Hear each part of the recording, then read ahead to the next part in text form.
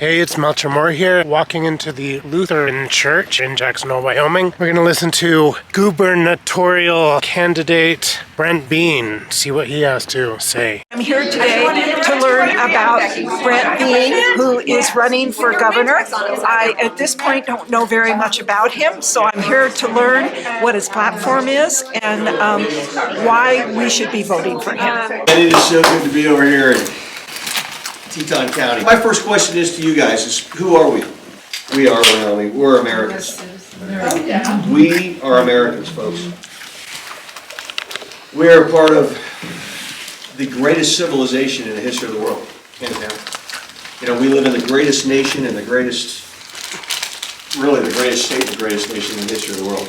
Okay, we can't forget that. And of course, my wife back there, we've been married, Susan, we've been married for 29 years. Raised three great daughters, and of course a little light on top because of that.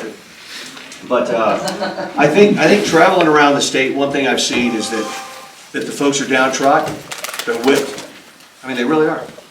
You know, whatever the issue is, they're whipped. Their vote doesn't matter, their voice doesn't matter, those kind of things. And you know, I bring this up because I tell you guys, without spirit, you know. We need the spirit, that indomitable spirit of being in America. I mean, there was nothing too great, no challenge too great. I mean, look at the stuff that we built in this country. You know, and we did it for one, it makes it great for one primary thing. That's our freedom, right? Because we're free in this country to fail and fail until we succeed. And that's what is so great about this country. You know, I've been around the world, and you know, you see the world the way it really is. And at my last line of work, you know, whether it's in the Balkans, Bosnia in the mid-90s, Kosovo in the late 90s, like Afghanistan, Iraq, you know, you see the world the way it really is, not as that of a tourist, but as it really is. And you know, you look in the eyes of folks who've never known freedom and who never will. And man, we have it so good in this country.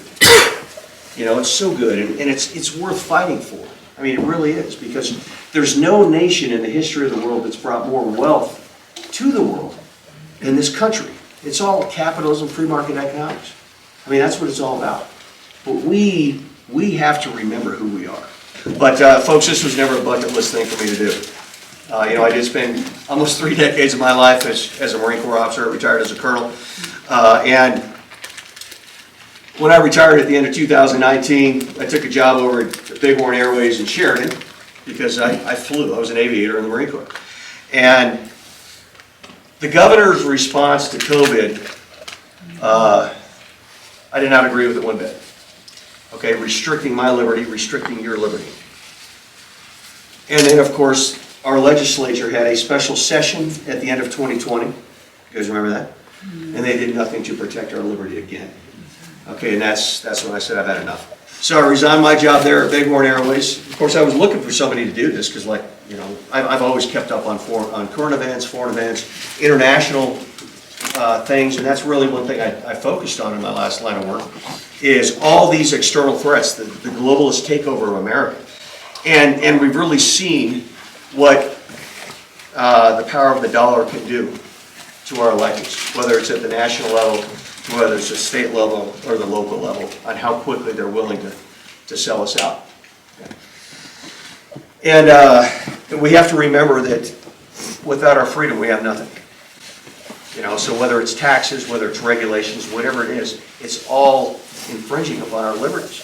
So I jumped into the race, and because nobody would do it. And I said, well, shoot, nobody knows me, but here we go. Okay, and we're familiar with the whole thing of these, whether they're the asset managers or private equity firms, whatever it is, to own 60% of the single-family homes across this nation. Okay, by 2030. Okay, we know that's going on. So we're like, okay, we in the state of Wyoming are going to counter that. Okay, we're going to keep people in their homes. So that was number one. Number two is that we wanted to know where all the elected officials stood on taxes. All right, they all go out there and they beat the drum, you know, we're low tax, we're anti-tax, whatever it is. And so when push comes to shove, we really wanted to see where these guys stood. And now we know where everybody stands on taxes, particularly residential property tax. So we have a real good idea who's for this and who's not, you know, of all of our electeds. Not just in our legislature, but local municipalities, we know that too. Our electeds have to realize that they work for us, we don't work for them. Right? We put them there. And now when I say principled conservative, this is what I mean. I was asked this about a year ago. And I said, well, a principled conservative is one who has an unwavering, and the word there is unwavering, belief in individual sovereignty and self-governance, those two principles around which our entire Constitution is written. American exceptionalism, because like we just said, we are the greatest civilization in the history of the world. And absolute truth. Because regardless of what the left or anybody says, God defines the rules. He defines absolute truth. I do believe that trust is the cornerstone of any relationship, whether it's husband-wife, whether it's CEO-employees, whatever it is. You know, regardless of whether you like the person or not, you know, if you can trust that person or that entity, whatever it is, then you can get the job done. People just have very little trust in our government, whether it's, you know, at the state, municipality level, local level, whatever it is. They just don't trust it. They don't. And I don't blame them, because I don't either. Do you trust your commander? Do you trust your command staff? And with that, it's returning education to the parents, returning taxes to the taxpayer, returning our elections to the voters, returning agriculture to the growers, and returning energy to Wyoming. And that's what we have to do. Okay, right now we have some of the right people in our legislature. And of those, we have some of them have the will to do it. But it all starts at the top. The governor sets the tone for the state, period. Everything, we got 400 years of gas, oil, coal, petroleum, and everything underneath our feet. Okay, there's no reason why we can't be leading this nation in anything we want to do. None.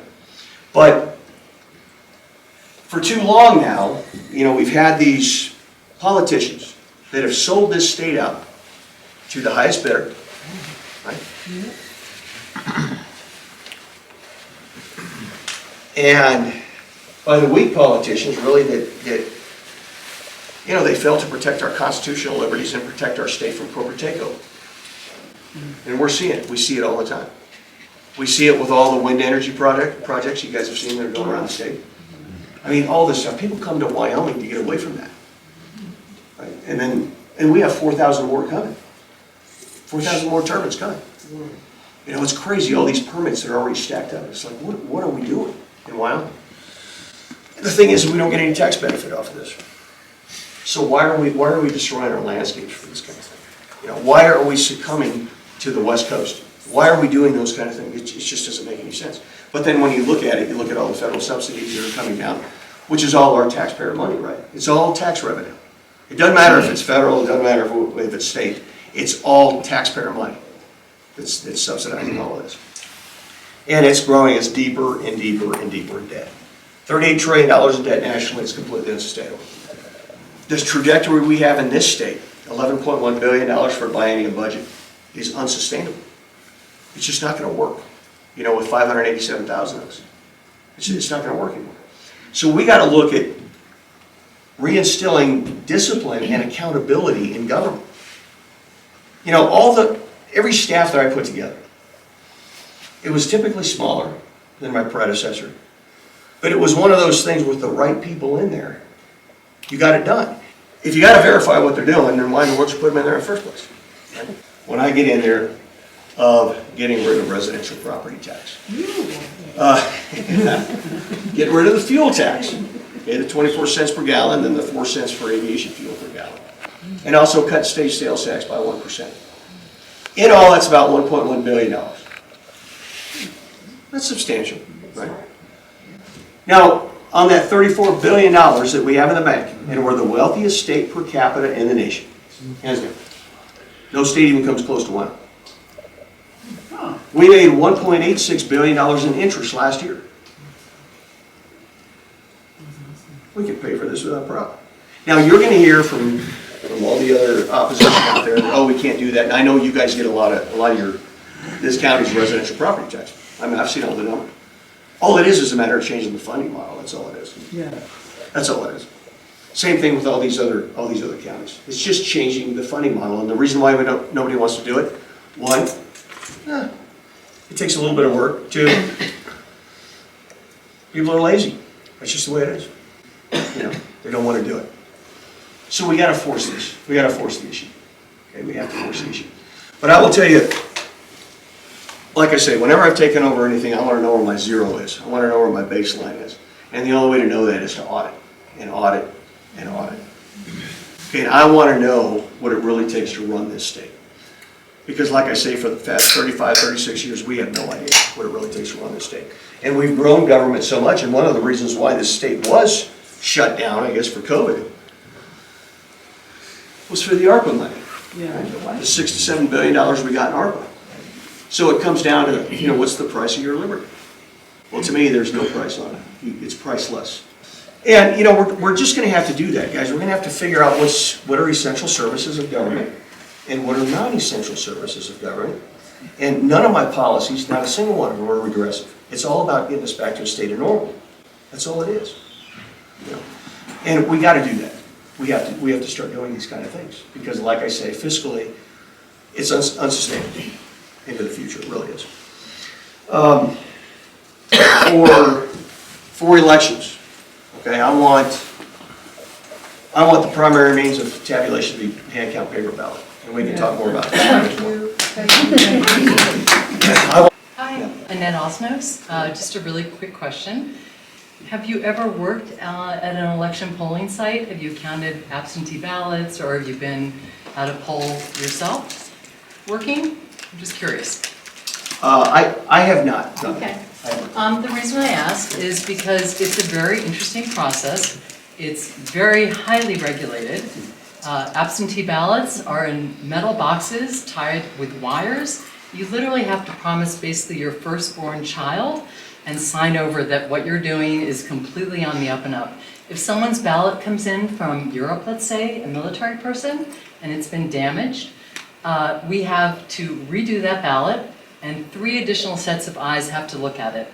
So the reason I ask is because your desire to have hand ballots as opposed to machines, you do not trust the machines, I take it? You think that the machines are somehow rigging the elections? It's been proven. It's been proven. I'm sorry, I'm asking the question, thank you No, very much, so that's I okay. don't need your opinions, I'm asking the question. Here's what I do know that. Yeah.